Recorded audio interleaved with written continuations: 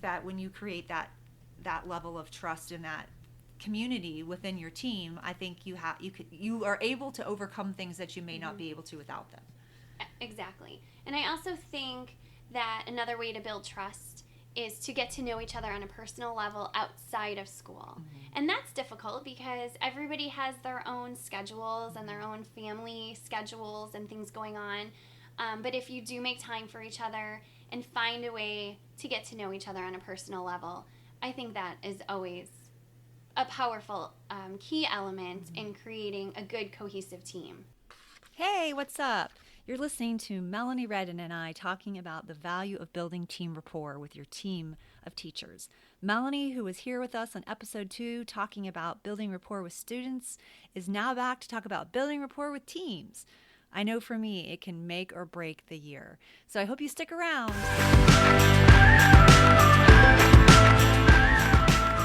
Welcome to One Tired Teacher. And even though she may need a nap, this teacher is ready to wake up and speak her truth about the trials and treasures of teaching. Here she is, wide awake. Wait, she's not asleep right now, is she? She is awake, right? Okay. From Trina Debery Teaching and Learning, your host, Trina Debery. Hey, what's up? It's Trina Debery from Trina Debery Teaching and Learning, One Tired Teacher. And today is episode 8 of One Tired Teacher. And today we'll be talking with Melanie Redden about the power of building team rapport. We had a great conversation about building rapport with our students and how to deal with behaviors and how to really know your kids and to build classroom community. It was an excellent episode. You're not going to want to miss it. I've linked in the show notes, so go back and check it out. Today we're going to be shifting from the importance of building rapport with kids to the power of building strong teams of teachers. You and I worked on a team of up to 13 teachers at one point. Wow. Usually they sit, I know, isn't that crazy? Yes. That's a lot of people. It's a lot of people. And we, and like, I guess average usually, like, there's usually like 10 people, I would say. But I still think that's a lot to manage as a team leader. And thankfully that is you and not me anymore.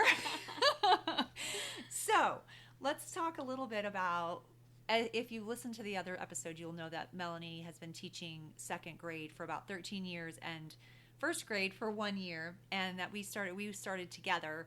Actually, she started after I'd been there for a little while, and I got to the privilege of working with her for side by side for a really long time, and it was very, very special, and we have remained close friends after that. Thank you very much for that, by the way. And so yes, team leader and teams. So tell us a little bit about why you think it's important to have a strong team.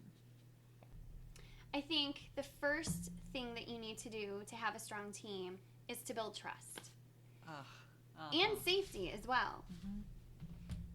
When teachers feel supported by each other and a strong sense of trust that they can confide in one another, because let's face it, only another teacher can understand what's going on in the classroom.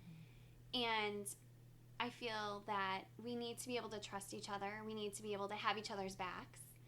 And when trust and safety is created, I feel like your team bonds are much stronger. And when you were the team leader, that was one of the things that you were so strong at, making sure that everybody felt safe, that we could come to you and what we felt or anything we were going through would be safe with you, and you'd be able to problem solve with us and support us. And I try to emulate that as a team leader now. Well, thank you. I appreciate that. I think I had some definite weaknesses as team leader in organization and things. But I think as far as like trying to build a team of a community, I feel like I did an okay job at that. You were amazing. Well, thank you. And but I do think that you're right, because first of all, what you said about like nobody really gets it like a teacher does. I think that is so true. Even our own husbands who have been on this journey with most of us for the longest time, or some of them have not been. Either way, they don't understand it on the same level, because when you're struggling to reach a child, or you're struggling with anything in your evaluation or whatever's going new on. curriculum. Yes, new anything. curriculum, not having resources, Right. textbooks aren't here, whatever. Nobody completely understands that like your coworkers. That's the people. Those are the people that truly get it.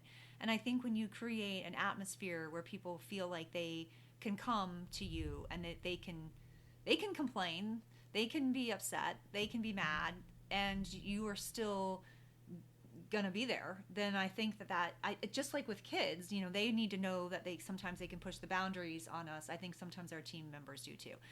I do think that sometimes they take advantage of that, and that makes it very difficult. Especially, I think everybody needs to be team leader in their career, because I don't think we realize how hard it is to carry that load constantly. And I think it depends on different schools. I know at our school, there was a lot. You had a lot of responsibilities. You had some perks, but you also had a lot of responsibilities and a lot to do. And you felt more of like the manager of the team, even though you weren't the boss. Right. But you kind of were treated like you needed to be like the manager, but you Right. didn't have the power of the manager. So it not that you wanted power, but I mean, like, there was no. It's hard when you need something, if you can't Right. do anything to back it up. That's right. So I think that part makes it difficult. But I also think that some people, speaking of power, take that and kind of like use it as if like I am in charge. And I think that really hurts teams in a sense, as far as like feeling like I'm the boss of you. Like, you're not the boss of me. You're my coworker. Exactly. Yeah. Right. So I do think that when you create that level of trust in that community within your team, I think you are able to overcome things that you may not be able to without them. Exactly. And I also think that another way to build trust is to get to know each other on a personal level outside of school. And that's difficult because everybody has their own schedules and their own family schedules and things going on. But if you do make time for each other and find a way to get to know each other on a personal level, I think that is always a powerful key element in creating a good, cohesive team. I agree. I think that that makes me think of even conferences, like even when you're doing those kind of things together. And I feel like we did a lot more of that in the earlier days of teaching, and that kind of went away, which is sad because it was good for professional development, but it was good team building. It was. I mean, when we went to that fluency, remember that fluency one?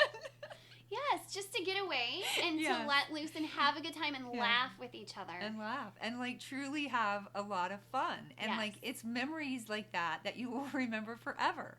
And then even when you have bonding experiences, like, even over situations. Like, I always remember a coworker that we had that used to tell this story about her child, the student that licked things, remember?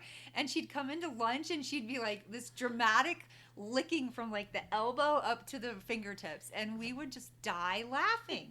And then we had another team member that used to tell this story about how she had to use these words of encouragement, remember? Fish tank. Yeah, fish tank. And it was like constantly spouting out things, and just things like that, like bond you and make you laugh. Yes. And I think laughter in a team is a huge Absolutely. help. Even if you're going to talk about The Bachelor every week. Yes, that's right. Things that have nothing to do with school. Yes. Just to kind of lighten the load a little bit. Yeah. You know, especially today, education can be tough. Yeah. It's a very tough job. And just to be able to laugh and let loose and have that support from your teammates is so important. I totally agree, because you're right. It is really hard, and it's tiring right now in ways that seem like they're not getting easier. And that makes it difficult. And when you have other people to bounce ideas off of, or to kind of lighten the load a little bit, or even just to support one another, I feel like it just makes such a huge difference. Tell me some of the things that you have done, like outside of school. And if you can't get together, what are some of the reasons why not? Sometimes it's hard to get everybody on the same schedule, especially when you're talking about the age range of teachers you have usually on a team. Because sometimes you've got these brand new moms or even brand new teachers that are very young. Right. And then you have people that are like falling in the middle range. And then you've got people that are getting closer to retirement. Yeah, and their lives look so different. It really does. One thing that we've done this year, and this was a lot of fun, we went line dancing. Oh, how fun. Really, Yes. everyone? Not everybody. Most of us, a big, Uh-huh. a good chunk of our team went line dancing. And at first, we were all a little bit shy. But once we just kind of relaxed and had a good time, and a lot of laughs came from that, and we're looking forward to going back and doing it again. How fun. That's so fun. I love that. Yeah. I didn't do that one. But I do remember one long time ago. I'm not even sure you were even there yet. We went to Home Goods. Like, it was an early out, and so we decided to go to Home Goods, and it was like some people that were like about to retire, and then a few younger ones. I was one of the younger ones at that time, and I don't even think I had Emily yet. Wow. And we drove up to Home Goods, and like watching, I know that sounds ridiculous, but watching people pick out the different things for their house was so eye-opening. I'm like, well, wow, that person has terrible taste. Or you know what I mean? Or like, whoa, that's beautiful. I would never have expected. It was Yes. just really interesting. It told a little bit about your personality, which I Yes. thought was funny. Yeah. It was fun. And then we went to lunch, and we like shopped, and then we jammed my car full of stuff, and we went back. It was really fun. Or get pulled over driving from Oh. a conference. One time we had to, that was like a team builder thing, wasn't it? It was. Yeah, we used to have these team builders, which was a really powerful thing that our administrator used to do. Yes. Where we would start each year, the whole entire staff on it. It was an optional event. Well, it was supposed to be optional, but it felt like we should be doing it. But it was actually fun, and we would have these things where we would do. So the whole school would come together, like from everyone on the staff, like the custodians, the nurses, the secretaries, the teachers, Cafeteria, yeah. everyone. And we would do things like go to like an amusement park or go to a museum or whatever. Canoeing, yes, Yes. which I actually missed that one both times. I was totally pregnant, and then I can't remember. Oh, yeah, then my cat died. So yeah, that was not So I missed that one. I'm really sad that I missed that because there's some really good because stories. that's when one of our teammates Yeah. fell out of the canoe into the water, and she was terrified of alligators. And lost her shirt. Yes. One of them lost her shirt. So it was so those kind of things, because then you have these like moments that you can like remind each other of that and like laugh, and I think Right. that's so funny. But we were coming back from, I don't know what that was. Was that the one that we did like the ropes course thing? Yes. Yes. It was mine and your Yes. First year when we were platooning together. Yes. And so we were coming back in a car of like 6 of us, jam-packed in this car to come back from a place that was like 45 minutes away. And our driver had a lead foot. Yeah. I was driving a little too fast, and we got pulled over by a very handsome police He was. officer and someone on our team, like and I was like so nervous, and right in the middle of it, she's like, "You're really cute," remember? And I was like, "Be quiet!" Yeah. It ended up working because It we worked got in out our of it. favor, yes. It was thankfully we But got out creating of it. memories like that as a team is so important. I think so. And you too. can only do that when you get out of the school environment and do something together to get to know each other personally. Yeah, it kind of takes a little bit of that tiredness out of the equation. It does. Like it helps you wake up. Yeah, it helps you wake up, and I love And that. recharge. Yeah, and I think that's important. Yes. I think recharging. I know that's one thing that same administrator used to say. He's like, you have to break bread together, and he's like, Absolutely. breaking bread together makes a difference. Yeah. And I think that he was he's so great. That's a whole nother conversation Yes. about the power of administrators Yeah. and what they can And how they can leadership really, styles. Absolutely. So, how do you go about creating a strong team?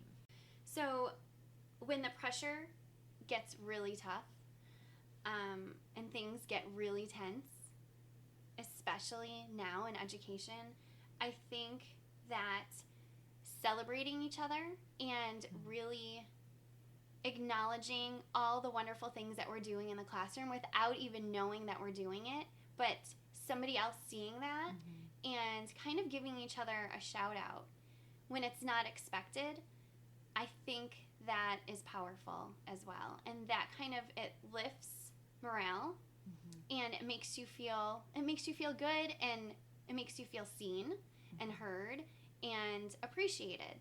And we all want to feel appreciated. Absolutely. And we all want to feel like what we're doing matters. Yes. And I think in the busyness and the way that most evaluations are going, it almost feels like people are looking for what we're doing wrong. And I think that we need to look at each other for what we're doing right. And when you say things like that, like we're looking at each other and telling each other what we're doing right. And I think we need to hear it. We do. And especially those people that are like words of affirmation, love language. Yes. Hand raised. Yes. Like I need someone to tell me you're doing a good job. Yeah. So and sometimes you do such wonderful things and nobody notices that because teaching is such a lonely profession. When you're in your classroom and you close your door, it's just you and those kids. And teachers do so many wonderful things all day long, and it's not noticed. No, you're right. And sometimes you just need to hear that just to give you the fuel to keep on going. You're doing a great job. I noticed that you did this or that. And, you know, a little pat on the back. Absolutely. And a little acknowledgement, especially from a friend or a coworker, I think is very powerful. I think so too. How do you do that on your team? I definitely think we need to do more of that. And one thing that, a recent example, we did our second grade team. We have 11 second grade classes. We did a Veterans Day performance. And we have a really great asset on our team. One of our brand new second grade teachers has a background in music. And so she was in charge of her music department, and she did a lot of performances school-wide. And I knew immediately that this is not my thing, a performance. And she could do so much better than I ever could. She came up with these wonderful ideas, the way she organized the performance, the order of classes and what they performed and how it all made sense and flowed together, the transitions, the different elements that she brought into it were things that I never would have even thought of. And so I think highlighting different teachers' strengths on your team and knowing as a leader when to step back and let them do their thing. Yeah, let them shine. I think that's important. I totally agree, and I think that's really cool that you did that. And like you took somebody's strength, and maybe not everybody on the team even knew she had that strength, but because we worked with her in the past. Right. So to take that strength and allow her to like take the lead and shine is so, that is powerful. And I also feel that helped her to feel more a part of the team. And it was a great way for her to feel like she was contributing something, especially as a new member to the team. Who must feel like they have to take a lot. Yes. Because they're trying to like catch up and they're trying to figure things out. And so she got to do the things she's so good at. And she did an unbelievable job. She made us cool. look great as a team. She did it. And we were all so grateful for her. And so now we're going to celebrate her. So. Yeah, I love that. So it's kind of just like we talked about building rapport with kids and like getting to know them on an individual level. That's kind of important even on your team. Yes. Because when you know them individually, you kind of get a feeling of what they're good, what they do well, and you're like, let's build upon that. And then every person kind of gets an opportunity to like shine or do their thing. Absolutely. And I also think just little notes of encouragement, in their mailboxes, or little treats that say, I see you, you're doing a great job, keep up the great work. Just something like that, or a little handwritten note.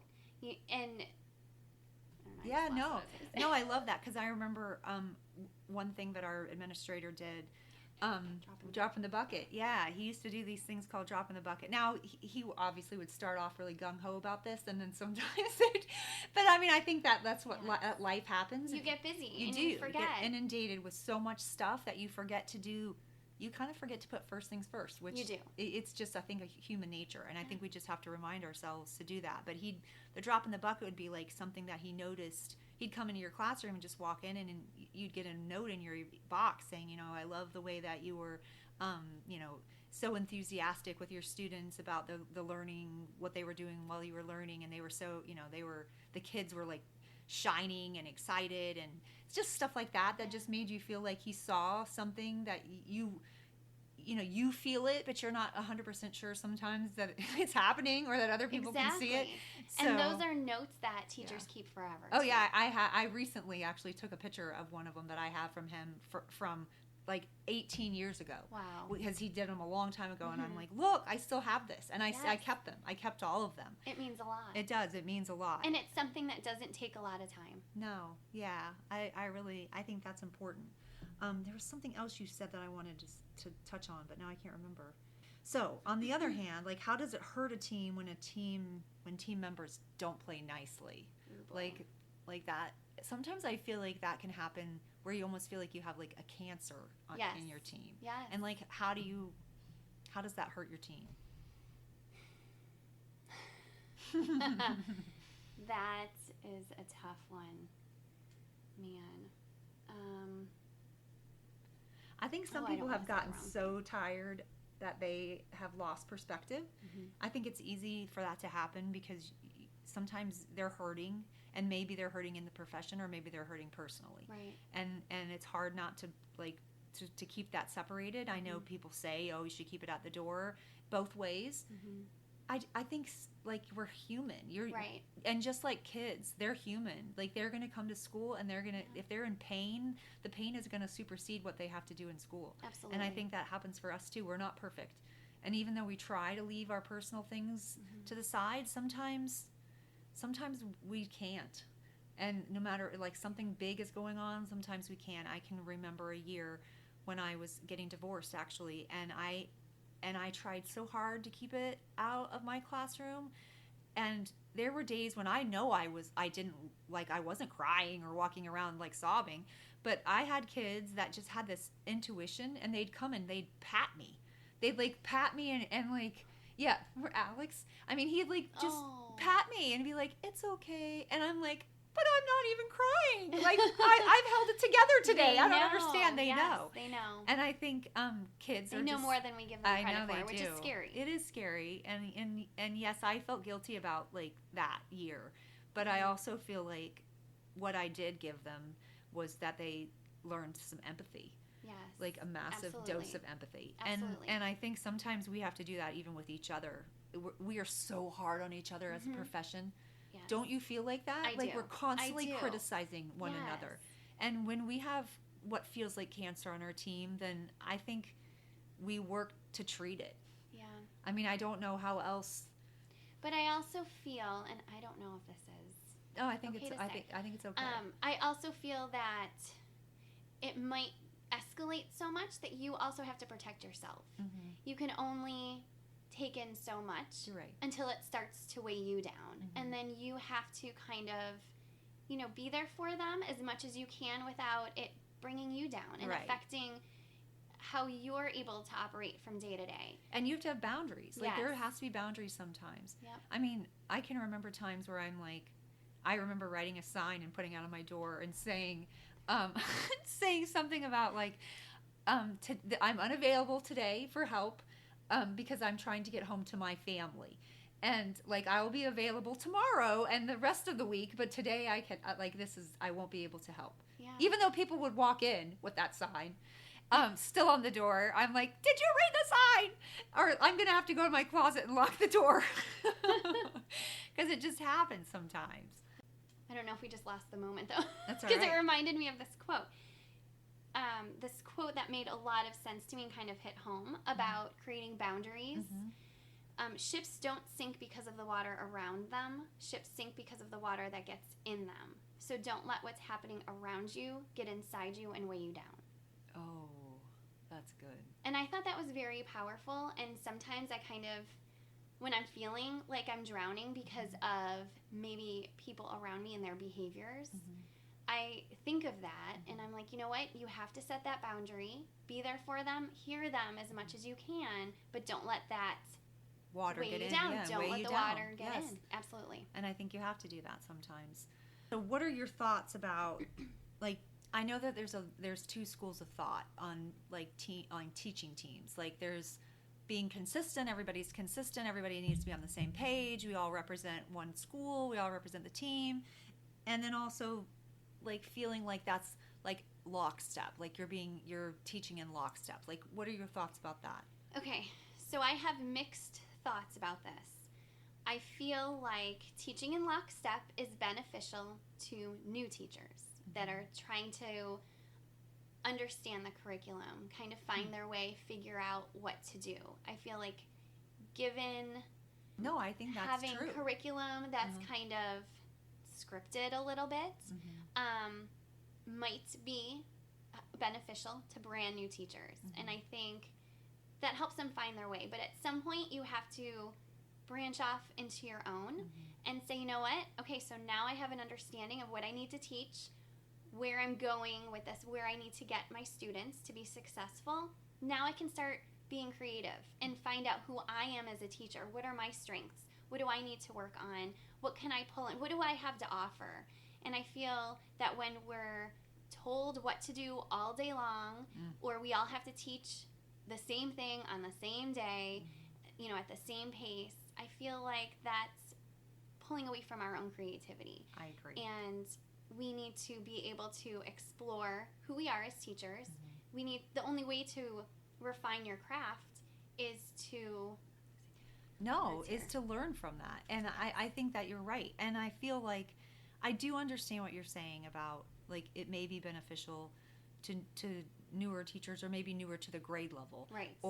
And like maybe you need a little bit more guidance, but it's almost like the gradual release of responsibility. Absolutely. Because of like you don't want to stay in that mindset the entire time, because you do start feeling stifled. Yes. And then it to me always felt And it like gets boring. it's so then boring. teaching gets boring. Yes, and that's when you get exhausted, and that's not what you want. Right. And you want to be exhausted from the enthusiasm, like tired from like something new and creative, and it's that kind of tired where you're like rejuvenated after you've taken a nap, but and not exhausted, like weary to the bone. Like that's not. There's a difference. I feel like there's a difference.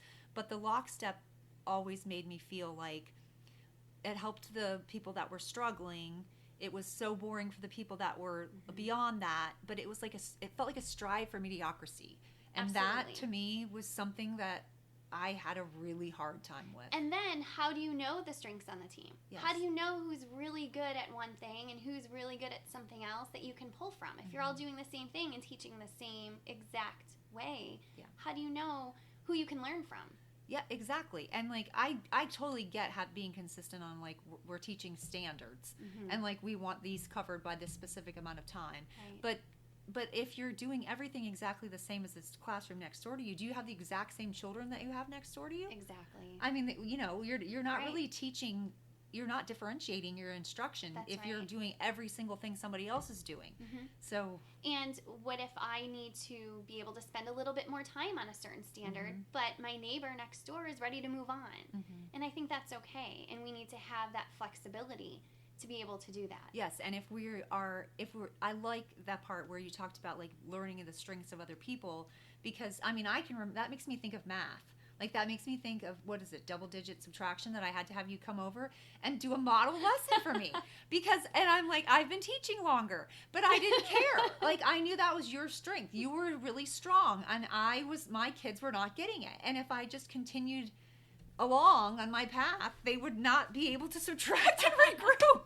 And so I'm like, I need you to come over and do a lesson. And then, you know, the administrator walks in, and I'm sitting in the back of the room looking like I've got my feet up, and you're teaching my class. So but that was really helpful. But like, you know, you got to learn each other's strengths, and you have to not be afraid to ask them and humble yourself sometimes. Just because I had more experience doesn't mean I can't learn from any level of people that come in. Right. You know, there's always something to learn from people that are close to retirement. They've been doing this for a long time.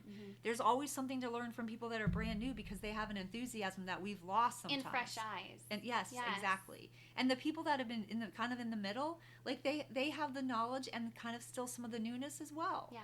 So there's a value in every person. It's just sometimes you got to drag it out of them. Absolutely. And I also think that if you're given the ability to kind of go ahead and be creative and try things and fail and figure out what works and what doesn't, and have that freedom, you also are building your confidence as a teacher and who you are as a teacher. And I think that's really important. I think I agree. How do you feel about like planning together?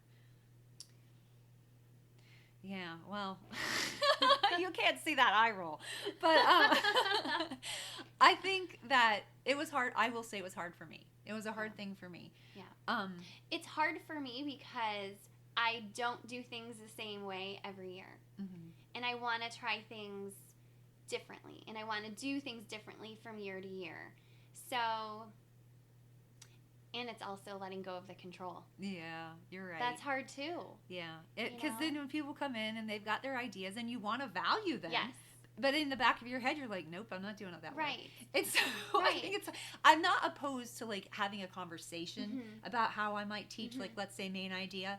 Like I'm not opposed to that conversation, but I don't want to have to do it in the end exactly the way you said to do it. That's right. So And that might not make sense to me. The way one person plans to teach a lesson or a unit, it might not make sense to me. And so I won't be as effective as a teacher if I'm not completely grasping what I'm supposed to be doing. You have to make it your own. I think you're right. And I think a perfect example is what we were talking about, like which standard are you going to start with? Like you didn't want to start with asking and answering questions. Exactly. And and even though it made sense to me, I value you and what you think. And I'm like, man, I must be missing something. So I wanted to know. Well, I'm serious. I wanted to know why. Why are you not wanting to do that? Like, why are you wanting to do this first instead? And your rationale made complete sense to me. Yeah. And I'm like, well, if I were going to do it differently, I would take this into consideration. Would I totally change it?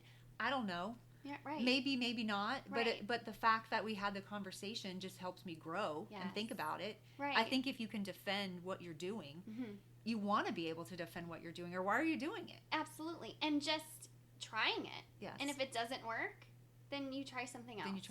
Giving it a chance. Yeah.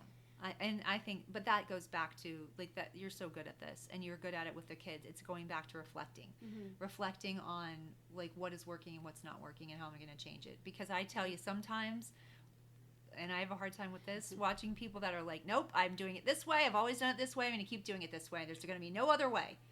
And then you finally convince them to try something new and they're like, I don't understand. And you're like, we weren't really listening. You still want to do it in that old way over and over again. Yes.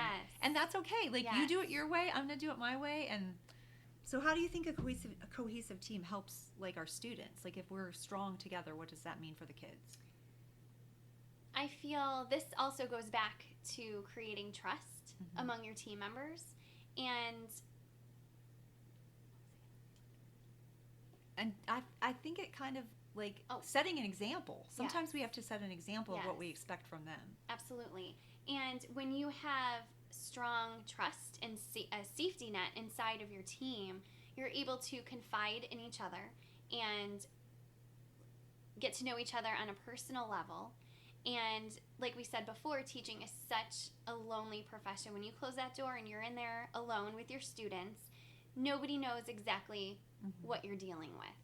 And to be able to talk to your teachers and be there for each other and create that tight-knit team and those relationships, I feel that you're able to share your failures in your classroom and get feedback and then go back to your classroom and try new things and try different ways of trying to solve problems and issues in your classroom from others' perspectives.